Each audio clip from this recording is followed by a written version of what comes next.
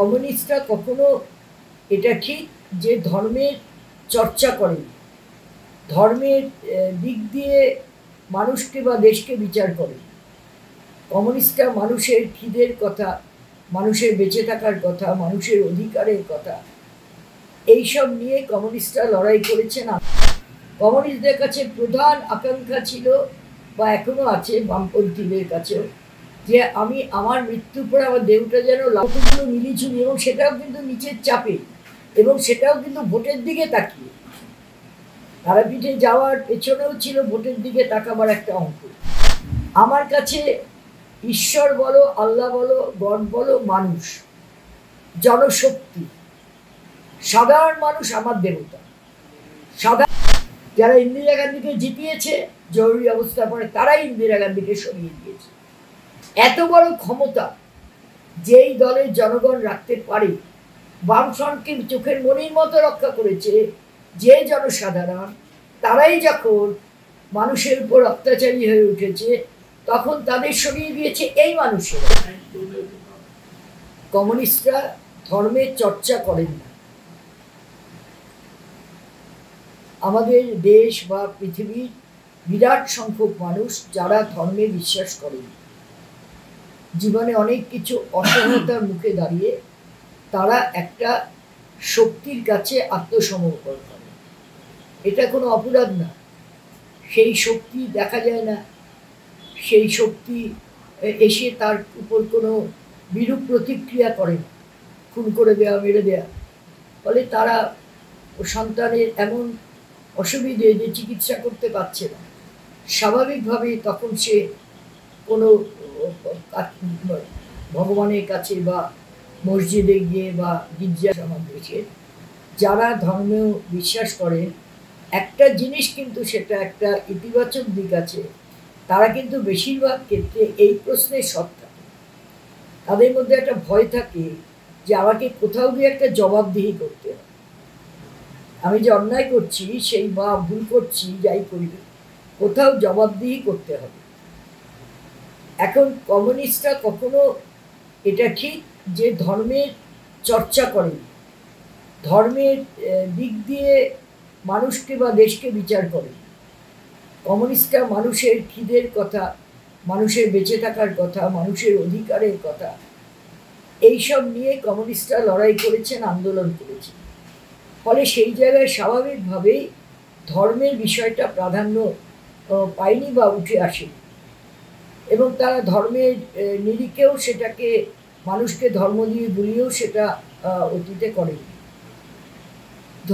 ধর্ম সম্পর্কিত বিষয় নিয়ে কার্ল মার্কসের লেখা আছে, ধর্ম সম্পর্কিত বিষয়ে লেনিনের লেখা আছে, আমাদের দেশেও কিছু কমিউনিস্ট নেতার লেখা আছে ধর্ম সম্পর্কে। কিন্তু কথাটা হচ্ছে যে আজকের সময়টা খুব কঠিন। বলে দেওয়া হচ্ছে কমিউনিস্টরা ধর্ম মানে না, এটা ভুল, ধর্মে কি বিশ্বাস করে না কি বলছি, এটা ভুল। আজকে কথা আসছে কেন? এটা অতীতে কখনো তো এই প্রশ্নে, এই বিষয়ে কমিউনিস্ট নেতাদের আলোচনা করতে হয়নি, মানুষের কাছে বিবৃতিও দিতে হয়নি, বক্তব্য রাখতে হয়নি। তাহলে কমিউনিস্টরা ধর্ম মানে না, গোটা সামগ্রিক কমিউনিস্ট যদি আদর্শগত জায়গায় বললে ঠিক আছে, কিন্তু কমিউনিস্ট পার্টিতে বহু কমিউনিস্ট পার্টি অনুগামী মানুষ বা কমিউনিস্ট পার্টির মধ্যে পার্টির সদস্য বা নেতৃত্ব আছেন, এরকম বহু মানুষ ধর্মে বিশ্বাস করেন। একটা সময় আমরা দেখেছি বাবা শ্রাদ্ধ করেছে লুকিয়ে, বাবা শ্রাদ্ধ করার জন্যে, তার মধ্যে বাবা শ্রাদ্ধ করার মানে ইচ্ছেটা আছে বা বিশ্বাসটা আছে, করেছে। কমিউনিস্টদের কাছে প্রধান আকাঙ্ক্ষা ছিল বা এখনো আছে বামপন্থীদের কাছেও, যে আমি আমার মৃত্যুর পরে আমার দেহটা যেন লাল পতাকায় ঢেকে দেওয়া। এইটা ছিল সবচেয়ে তার কাছে সারা জীবন রাজনীতি করা একটা আকাঙ্ক্ষার জায়গা। ফলে সেখানে ধর্মীয় অনুশাসন এগুলো অত ছিল না, কিন্তু আজকে কিন্তু দলের মধ্যেও আমি দেখছি ধর্মীয় অনুশাসন এইসব বাড়ছে। এখন এরকম আছে, কেউ ধর্ম মানতে পারেন। আমার বাবা মারা যাওয়ার পরে আমার বাবা বলেছিলেন আমার মুখাগ্নিও করবে না, আমার শ্রাদ্ধও করবে না। আমি বাবার শ্রাদ্ধ করিনি, আমরা বাবার স্মরণ সভা করেছি। সব রাজনৈতিক দলের মানুষও এলাকায় এসেছিল। এরকম অনেকে করেন, আবার অনেকে শ্রাদ্ধ করেন। ফলে এইগুলো না এমন কতগুলো বিষয়, যে বিষয়গুলো রাজনীতির নিরিখে গোটাটাকে আবরিত করা যায় না, এবং এই আবরিত করার কারণেই এই বিষয়টা এসেছে। এবং আজকে রাজনীতি নিয়ে, এই যে রাজনীতি আর ধর্মকে একটা গুলিয়ে দিয়ে বিজেপি যেটা করছে, সেটা করতে যাওয়ার কারণেই এই কথাগুলো আসছে।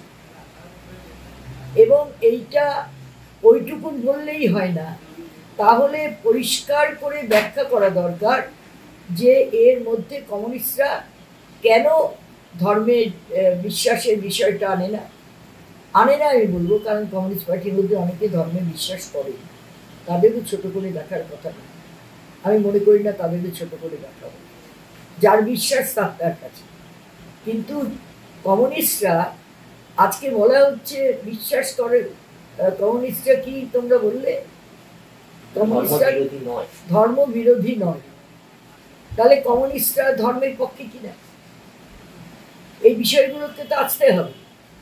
আমার নিজের পরিষ্কার ধারণা, বা আমি কমিউনিস্ট পার্টির মধ্যে থেকেও যেটা বুঝেছিলাম, শিখেছিলাম, বা পরবর্তীকালে আমরা যখন নতুন দল তৈরি করেছি, আমরা দলে থাকাকালীনই তো কমিউনিস্ট পার্টির নেতা মন্দিরে চলে গেছেন, তারাপীঠ চলে গেছেন। সেটা নিয়ে দলের মধ্যে সমালোচনা হয়েছে, কিন্তু তাকে বাদ দেওয়া যায় বা শাস্তি দেওয়া যায়। তাহলে এই যে কতগুলো মিলিঝুলি, এবং সেটাও কিন্তু নিচের চাপে, এবং সেটাও কিন্তু ভোটের দিকে তাকিয়ে। তারাপীঠে যাওয়ার পেছনেও ছিল ভোটের দিকে তাকাবার একটা অঙ্ক। ফলে এই বিষয়গুলো খুব পরিষ্কারভাবে আলোচনা করা উচিত। কোনো একটা আলোচনা, আমিও যে আজকে আলোচনা করছি, এত স্বল্প পরিসরে এটা আলোচনার বিষয় নয়, এটা বড় করেই আলোচনা করা দরকার। আমাকে যদি বলে, আমি ব্যক্তিগতভাবে আমি কোনো ধর্মে বিশ্বাস করি না। আমার কাছে ঈশ্বর বলো, আল্লাহ বলো, গড বলো, মানুষ, জনশক্তি, সাধারণ মানুষ আমার দেবতা, সাধারণ মানুষ আমার শক্তি। মানুষ দেবতা বা আল্লাহ বা ঈশ্বর যাই তুমি বলো, বিশ্বাস করে, সেটা তাকে শক্তিমান মনে করে। দেখা যায় সময়ে সময়ে এই ভারতবর্ষে, আমার দেশে, এটা নিয়ে আমার খুব গর্ব আছে, আমার দেশে সেই না খেতে পাওয়া মানুষগুলোই বিভিন্ন সময় দাঁড়িয়ে ভারতবর্ষের ইতিহাসটাকে পরিবর্তন করে দিয়েছে। যারা ইন্দিরা গান্ধীকে জিতিয়েছে জরুরি অবস্থার পরে, তারাই ইন্দিরা গান্ধীকে সরিয়ে দিয়েছে।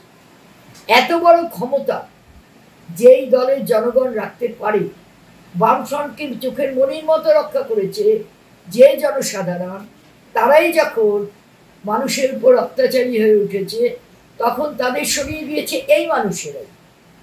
আবার যদি যেই বিজেপি যে মানে ধর্ম রাজনীতি মিশিয়ে যে একটা অনাচার, একটা অন্যায় জায়গা তৈরি করছে, সেটাকেও বারে বারে জায়গায় জায়গায় রুখে দিচ্ছে আমার দেশের। ফলে আমার দেশের সেই মানুষেরা, এরাই আমার কাছে ভগবান, এরাই আমার কাছে, তুমি যে রূপেই বলো, যে ধর্মের রূপেই বলো, এরা হচ্ছে আমার কাছে শক্তি। এরাই হচ্ছে আমার, শুধু না, আমরা যে দল করেছি এই দলের কাছে এরাই হচ্ছে মূল শক্তি। বিভিন্ন বিষয়ে ভিডিও পেতে চ্যানেল হিন্দুস্তানের ইউটিউব চ্যানেল সাবস্ক্রাইব করুন www.youtube.com/channelhindustan।